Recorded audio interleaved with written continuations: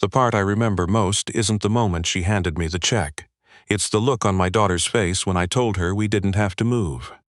That's what this whole thing bought us. Not the money, not the story I'd eventually tell anyone who'd listen. Just that look. Abby, 7 years old, sitting on the edge of her bed with her knees pulled to her chest, and me kneeling in front of her saying, "We're staying, baby. We're staying right here." The way her whole body exhaled like she'd been holding her breath for weeks. Which, honestly, she probably had been. But I'm getting ahead of myself. Let me back up. My name is Ray. I'm 39 years old. I've been a plumber for going on 18 years, the last 6 of them running my own small outfit, Decker Plumbing, named after the street I grew up on, not my last name, which is Trout, and yes, I've heard every joke. I've got 4 guys who work with me when the jobs are big enough, and I've got a 12-year-old Ford Transit that smells like flux and old coffee and whatever Abby left in the back seat last Tuesday.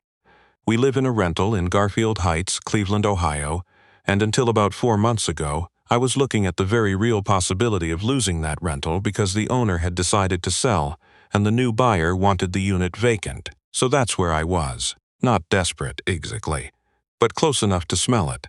The call came in on a Thursday morning in late September. I was under a kitchen sink in Parma, a slow drain that turned into a corroded P-trap that turned into me cutting into the wall behind the cabinet, when my phone buzzed. Unknown number, 216 area code. I almost let it go to voicemail. I'm glad I didn't.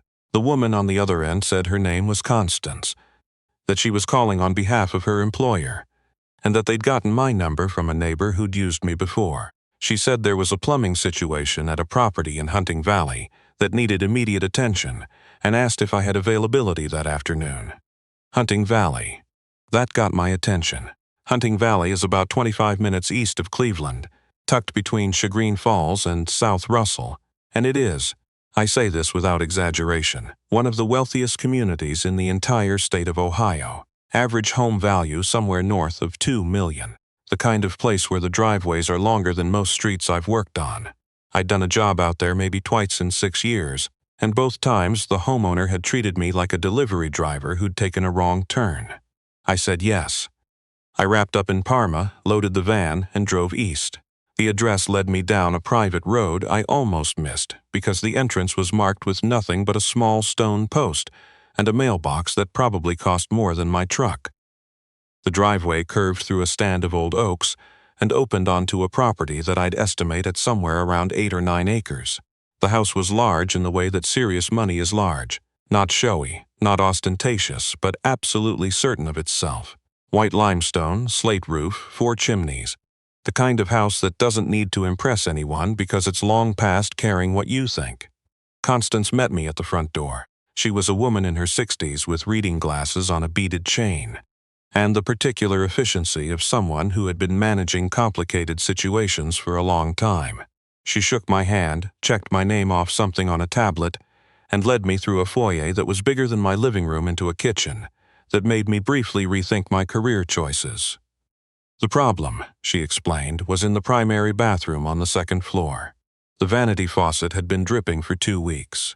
The previous plumber, one of the bigger commercial outfits from Beechwood, had come out, looked at it, and written up an estimate that Constance slid across the granite island to me on a printed page. I looked at it. I looked at it again. $9,400. For a dripping faucet. I didn't say anything right away, because I've learned that the first few seconds after you see a number like that are dangerous seconds for your professional composure. I picked up the estimate and read it line by line. There were 8 line items. 3 of them were for labor hours that didn't make sense. 1 of them was for a full pressure regulation system assessment that had nothing to do with a dripping faucet. The last line was a flat diagnostic and consultation fee of $800, which appeared to be separate from the $400 on-site evaluation charge listed at the top. I set the paper down. "Did they say what's wrong with it?" I asked. Constance looked at me with the expression of a woman who had been waiting for someone to ask that exact question. They said the entire valve assembly needs to be replaced, and that given the age of the fixtures, they recommended replacing both vanity units and upgrading the supply lines. "Both vanities," I said. "Both. Can I see it?" She led me upstairs. The bathroom was the size of a studio apartment. White marble, radiant floor heating, a soaking tub by the window that I am fairly confident cost more than I made in 6 months. The faucet in question was a European brand, Dornbracht, brushed platinum, the kind of fixture that a plumber in my tax bracket only encounters when someone else chose it. I turned the handle. The drip was slow and steady, one drop every 3 or 4 seconds. I crouched down and opened the cabinet beneath the vanity. I looked at the supply lines. I looked at the shutoff valves. I felt the temperature of the pipe near the connection point. Then I stood up, turned on the faucet to full, let it run for 30 seconds, and turned it off again. "It's the cartridge," I said. Constance tilted her head. "I'm sorry. The ceramic cartridge inside the valve body. It's worn. Probably original to the fixture. How old is the house?" 1994. "Then the cartridge is original. 30 years, that's a good run. But it's a $30 part. An hour of labor, maybe a little more because that fixture doesn't give you a lot of room to work, and I'll need to special order the exact cartridge if I don't have it in the van." I paused. "I might have it. Let me check." I went to the van. I did not have the exact Dornbracht cartridge, but I had a universal ceramic disc cartridge that would fit the housing. I came back upstairs, showed it to Constance, and told her I could have the faucet repaired in 40 minutes, and she'd be looking at under $200, including parts and my trip charge. She stared at me for a moment. "The other company said the whole system." "The other company said a lot of things," I said. "And look, I'm not here to talk about another plumber's work, but I can tell you what's wrong with this faucet, and it's a cartridge." She excused herself and left the room. I heard her heels on the marble floor, heard a door open and close somewhere down the hallway. I started laying out my tools and waited. 10 minutes passed. I was almost done removing the valve stem when I heard different footsteps behind me. Lighter, faster. I turned around.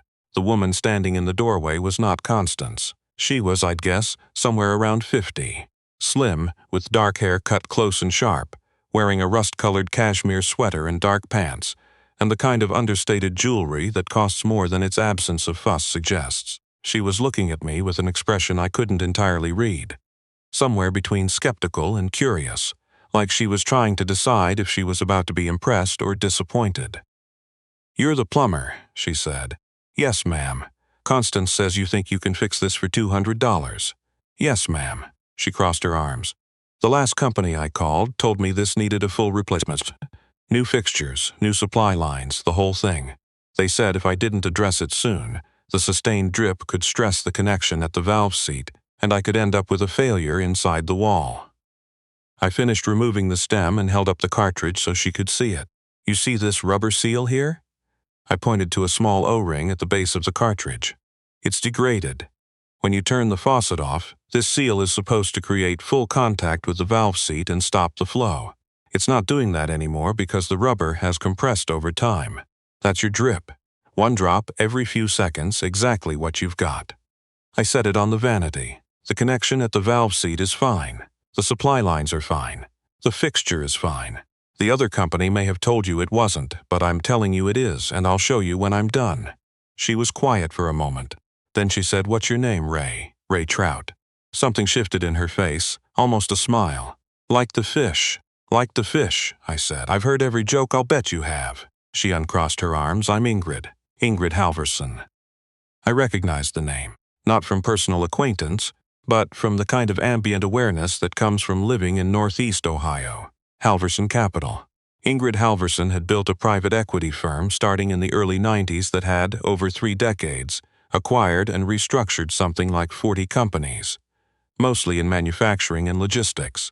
She was, by most estimates I'd ever read or overheard, worth somewhere in the range of $800 million. Maybe more, the kind of wealth that had become its own abstraction.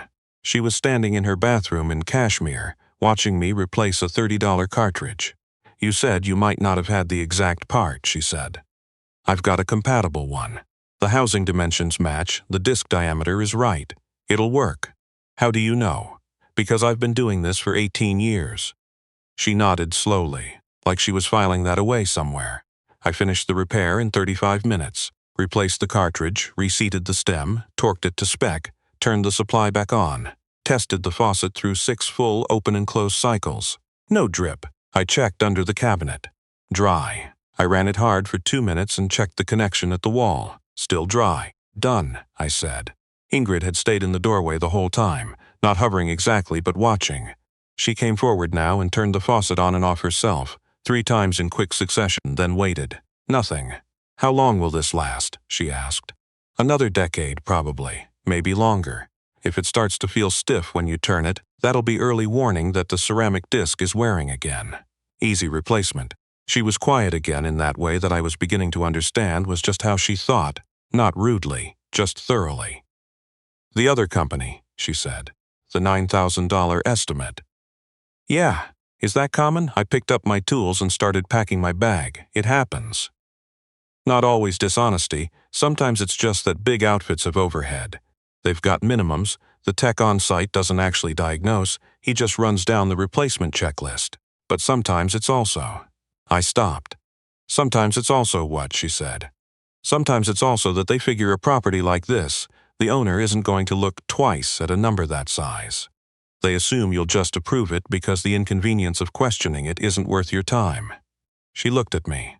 And you assumed something different. I assumed you'd want to know what was actually wrong.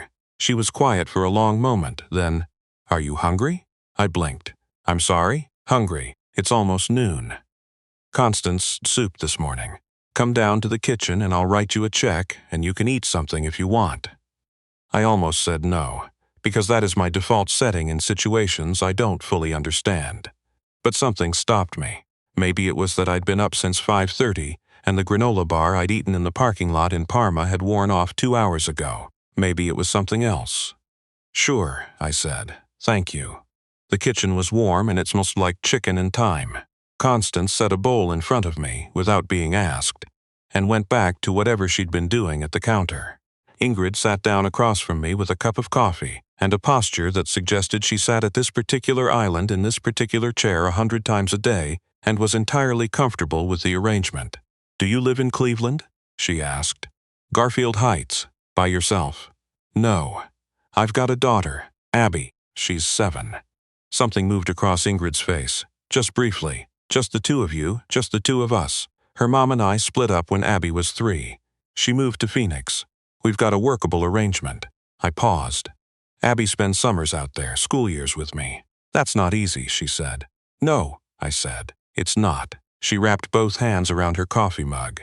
I have a son. He's 26. He works in Seattle now. I see him at Christmas, maybe once in the spring if I'm lucky. She smiled, but it was the kind of smile that has a little sadness running underneath it. The geography of family. I didn't say anything. I ate my soup. How long have you been on your own? She asked. A company? 6 years. As a dad? I thought about it. 4. Officially 4. Felt longer, honestly. The first year was, I stopped. Sorry, you don't need the whole story, I asked, she said. So I told her a little of it. The separation, which was mutual and painful in the way that mutual things sometimes are. The year of figuring out how to do school drop-offs and pediatrician appointments and bath time and bedtime stories, while also running a plumbing company with 4 employees and a truck that needed a new transmission. The particular loneliness of being competent at a hard thing. Everyone assumes you're fine because you keep showing up. Ingrid listened. She was good at that. She didn't offer commentary or advice or sympathy exactly. She just listened the way you do when you've built a career on understanding the actual problem before you decide on a solution. When I finished, she said, the house situation. You mentioned something about a rental. I hadn't, actually. But I must have referenced Garfield Heights in a way that telegraphed something. Or maybe she just read it somewhere in the spaces between what I'd said. The owner's selling. New buyer wants vacant possession. I've got 60 days. To find somewhere new? To find somewhere I can afford that's still in Abby's school district.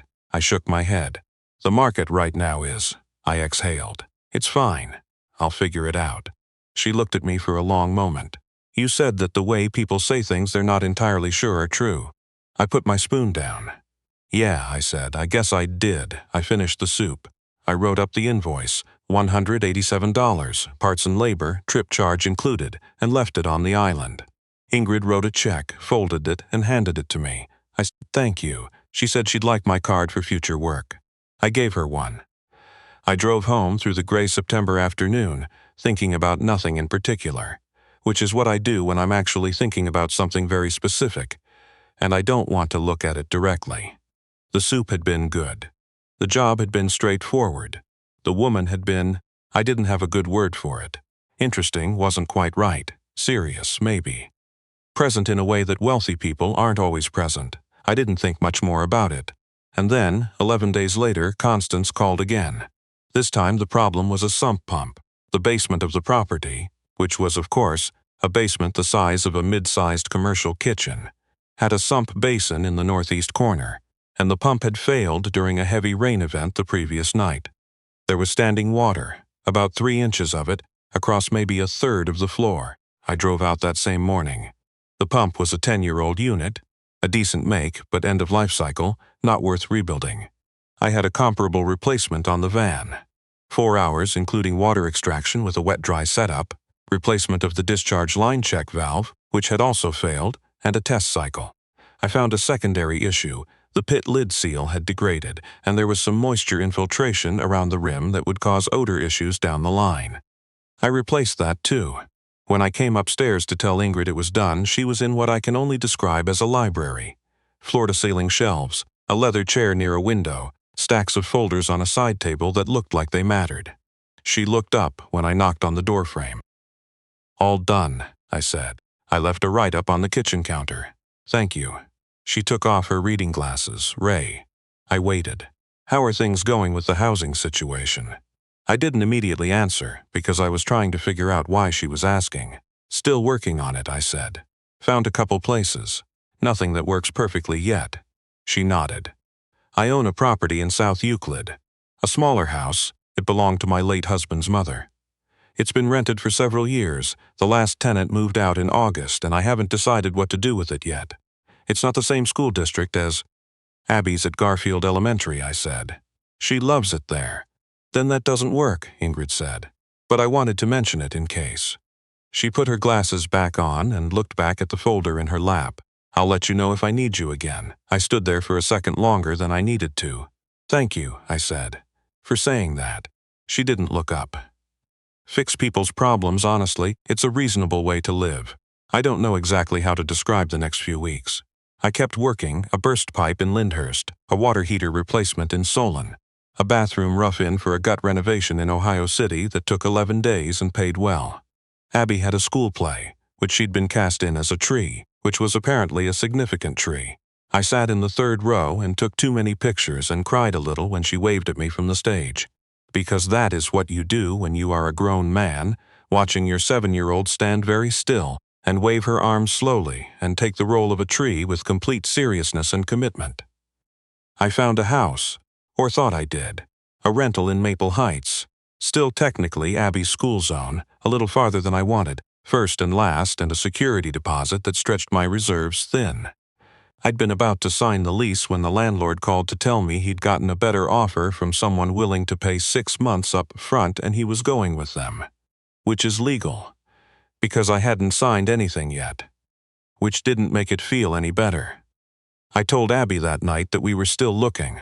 She was quiet for a moment, and then she said, "Daddy, are we going to have to go to a new school?" I told her I was going to do everything I could to make sure that didn't happen. She looked at me the way she sometimes does, with those large, careful eyes that are entirely too observant for a 7-year-old, and said, "Okay, I trust you." That sentence sat in my chest for a long time. 3 days later, Constance called. Not about plumbing. She said Ingrid Halverson was requesting a meeting at the property at my convenience. She said to plan for about an hour. I drove out on a Saturday morning. Ingrid met me in the kitchen. Constance set coffee on the island and left. Ingrid had a folder in front of her, closed, with her hands resting on top of it. "I want to make you a proposal," she said. "And I want you to hear the whole thing before you say anything, because I've found that people's first reaction to things like this is usually reflexive and not necessarily accurate." I said okay. She opened the folder. Inside was a property listing, a house in the Garfield Heights South Hills area, 2 blocks from Abby's school. I noted immediately, with a feeling in my chest that I tried not to acknowledge yet. 3 bedrooms, attached garage, renovated kitchen, central air. The listing price was $297,000. "I'm going to buy this house," Ingrid said. and I want to rent it to you. At a rate you can actually afford, with a lease structured so that a portion of your rent accrues toward an eventual purchase option. She slid the folder toward me. I've had my attorney draft a preliminary term sheet. There's no obligation, and I want you to have your own lawyer look at it before you agree to anything. But the short version is this: fair rent, stable tenure, a path to ownership, and in exchange, you become my preferred plumbing contractor for any properties in my portfolio that need work. I have 9 properties in Northeast Ohio. They need regular maintenance. You'd have more consistent work than you currently have. I sat there for a moment. Why? I said. She looked at me steadily. Because you came into my house and told me the truth when it would have been just as easy to tell me something more expensive. Because you have a daughter, 2 blocks from a school she loves, and you're running out of time. And because I've been in the position of needing someone to solve a problem, honestly, and not finding that person. And I know what it costs. She paused. And because my husband died 6 years ago, and the one thing he always said was that the best investment you can ever make is in a person who shows up and does what they said they'd do. I looked at the term sheet. I looked at her. I need to have a lawyer read this, I said. I know, she said. That's why I told you to get one, and I need to think about it. Of course. And I need you to understand that if I agree to this, it's because I evaluated it on its merits and believed it was a fair arrangement, not because I feel like I owe you anything. Something in her expression shifted, not surprise exactly, but something like recognition, like I'd said a thing she'd been quietly hoping I'd say. That, she said, is exactly the right way to approach it. I took the folder home. I spent 3 days reading it, going over the numbers, doing the math on the rental rate versus my current income and projected maintenance contracts. I called a real estate attorney I'd done work for twice. He owed me a favor, or at least said he did. He read the term sheet and called me back the next morning. It's clean, he said, seriously clean. The purchase option terms are fair, the accrual structure is solid, the maintenance contract scope is well-defined. Whoever drafted this knows what they're doing. She's a private equity executive, I said. Yeah, he said, that tracks. Are you going to do it? I thought about Abby on the stage, about the tree she'd played with complete conviction, about I trust you sitting in my chest like something I hadn't earned yet. Yes, I said. I called Constance and asked her to set up a time. I signed the agreement on a Wednesday afternoon in late October, in a conference room at Ingrid's attorney's office in downtown Cleveland, with my own lawyer sitting next to me and Ingrid across the table, and Constance in the corner with her tablet. It was all very formal and very ordinary, the way important things often are. Afterward, in the elevator going down, Ingrid said, "When do you want to see the house?" "As soon as possible," I said. "I want to bring Abby." She smiled. "Saturday morning?" "Saturday works." The house was on Clearview Avenue. Older construction, 1958, brick exterior, a yard with a silver maple in the back corner that had clearly been there since the beginning. The kitchen had been updated in the last few years, new. Counters, new appliances, not extravagant, but solid. The garage smelled like every garage I'd ever loved, which is to say like motor oil and old cardboard, and the particular cold of a space that has been used for real work. Abby walked through the front door, took 3 steps into the living room, turned a slow circle and said, "Can this be my room?" pointing at a room that was, in fact, the larger of the 2 secondary bedrooms. "That's the second bedroom," I said. "I know," she said. "Can it be mine?" "Yes," I said. She walked into it, stood in the middle of the floor, looked out the window at the yard with the silver maple, and nodded once. The decisive nod of a 7-year-old who has made a determination and is not revisiting it. Later, sitting in the empty living room while Abby explored the backyard, I called Ingrid to say we'd taken the key. She asked how the house looked to me, from a plumber's perspective. I gave her an honest assessment. The water heater was 8 years old, probably had 4 to 6 years left. I'd seen some mineral buildup around the outdoor hose bib that suggested the pressure regulator was worth checking. The master bath had a toilet that ran briefly after flushing, which was a flapper and not worth losing sleep over. She laughed. It was a good sound. "So you'll have work to do," she said. "I always have work to do," I said. That evening I told Abby we were staying, that the school, her friends, her teacher, Mrs. Patterson, the park 3 streets over where she liked to feed the ducks, none of that was going anywhere. She was sitting on the edge of her bed with her knees pulled to her chest, and I was kneeling in front of her, and when I said, "We're staying, baby," her whole body just let go. That's the only way I can describe it. Like something had been wound tight for months and finally came loose. She threw her arms around my neck and held on, and I let her, and I held on back. Later, after she was asleep, I sat at the kitchen table in the rental we were still finishing out and thought about what had happened. Not in a sentimental way, exactly. More like I was trying to understand the actual sequence of events. A dripping faucet, a $30 cartridge, a decision to tell someone the truth when a lie would have been easier and more profitable. And the accumulation of those small decisions, over a few weeks, into something that changed the shape of my life.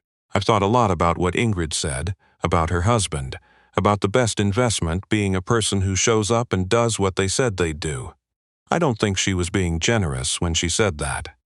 I think she was being accurate. She is an accurate person. I've been in the Clearview Avenue house for about 3 months now. The water heater is holding. I replaced the pressure regulator. I was right about the mineral buildup, and the regulator was running about 10 psi too high. I fixed the flapper on the first Tuesday we lived there, at 8 in the morning, because a running toilet is the kind of thing that gets inside my head.